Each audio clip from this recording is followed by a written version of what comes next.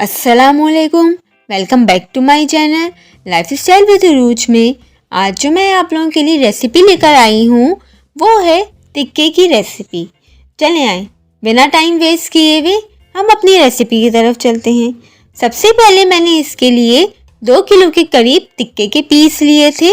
इनको मैंने धोकर अच्छी तरह से कट लगा लिया था।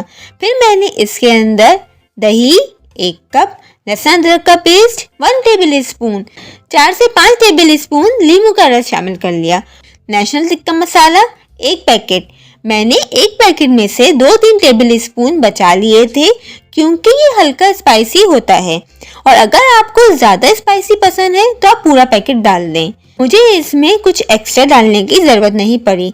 फिर मैंने इसके अंदर 3 टेबल स्पून तेल शामिल कर लिया और अच्छी तरह से मैरिनेट कर लिया। फिर मैंने इसे 6 घंटे के लिए मैरिनेट करने के लिए रख दिया। 6 घंटे बाद मैंने इसे एक बड़ी देगची में इंडिविजुअली सारे टिक्कों को फैलाकर रख दिया और फिर ऊपर से सारा मसाला डालकर मीडियम फ्लेम पर पकने के लिए रख दिया। ये सारे टिक्के दही के पानी में ही कुक हो गए थे।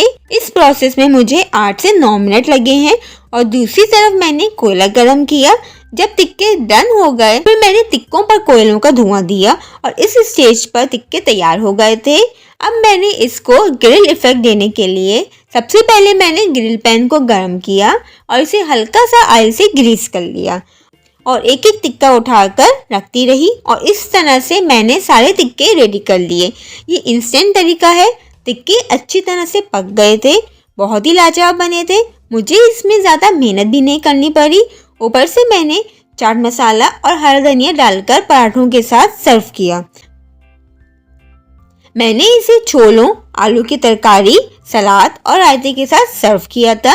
ये मेरा एक छोटा सा रिव्यू था नेशनल टिक्का मसाला पैकेट। और हाँ, एक और बात, मैंने इसमें नमक शामिल नहीं किया क्योंकि मसाले में अपना ही नमक होता है।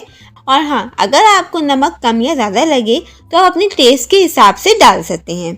और अगर आपको मेरी रेसिपी पसंद आई हो तो मेरे चैनल को लाइक, शेयर, सब्सक्राइब और कमेंट करना मत भूलिएगा।